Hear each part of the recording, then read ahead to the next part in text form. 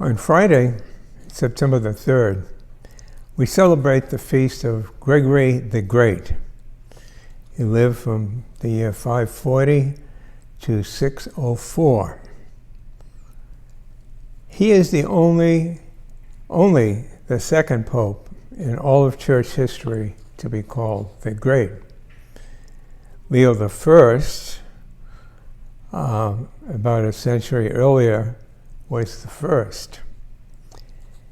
Gregory was the first pope to have been a monk and one of the papacy's most influential writers.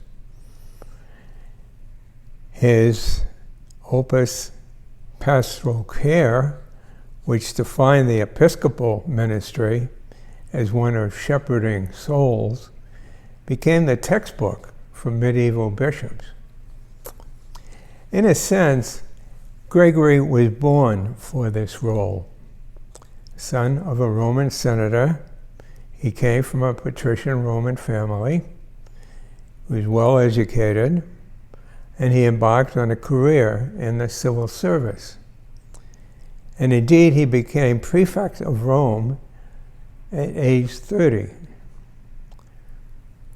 And his deft administration, under very difficult circumstances, won the admiration of the entire city.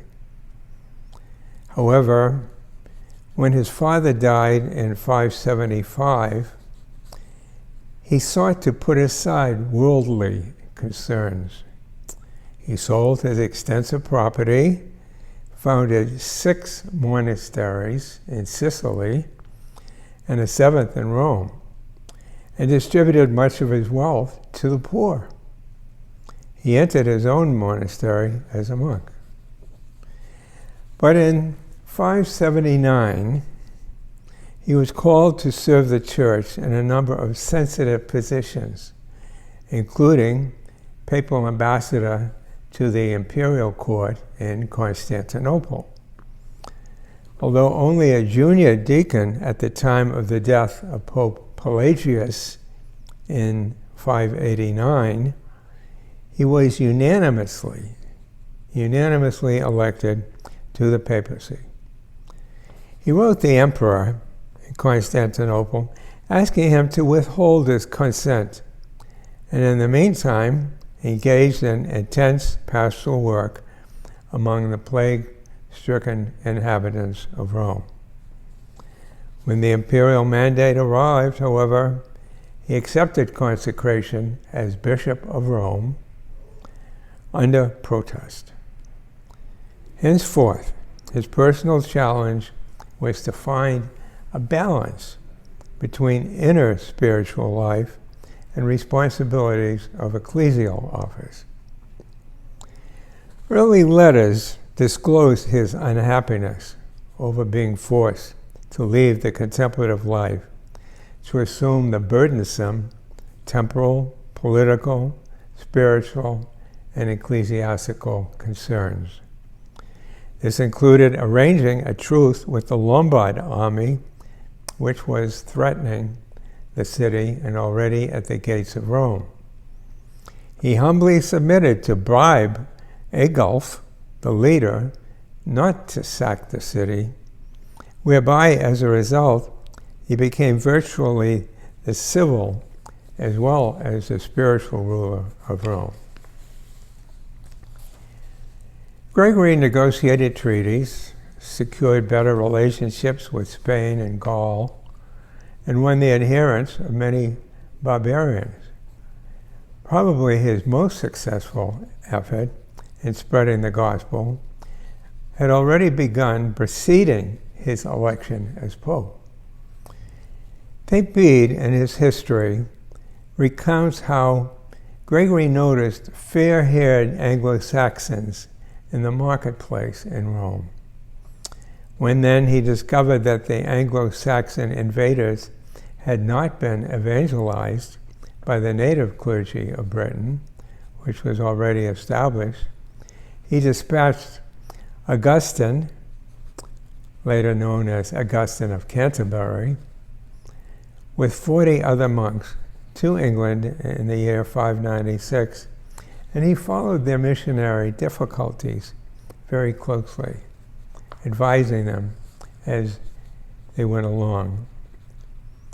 St. Bede paid tribute to Gregory in his history of the English Church, quote, "For while other popes devoted themselves to building churches and enriching them with costly ornaments, Gregory's sole concern was to save souls," unquote.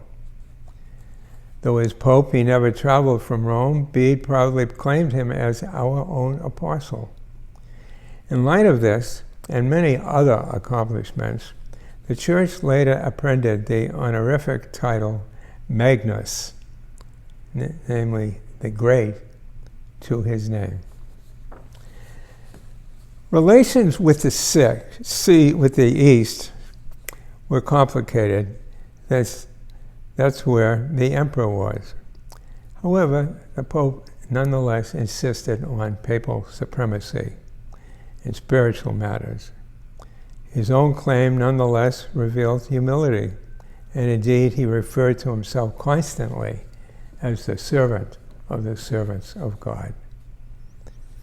Gregory was a vigorous promoter of monasticism and the liturgy, particularly of liturgical music.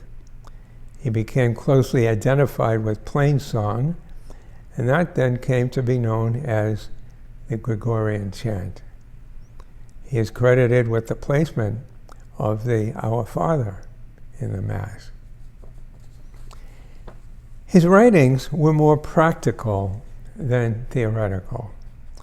Rather than being an isolating part of his personality, Gregory's personal asceticism actively influenced both his pastoral and his Roman governmental work. Gregory's biographer, George Demacopoulos, maintains that when Gregory was made a bishop, he arrived at a combined notion that he would, quote, pursue a life of active service without sacrificing the inner vision that derives from the contemplative life, unquote.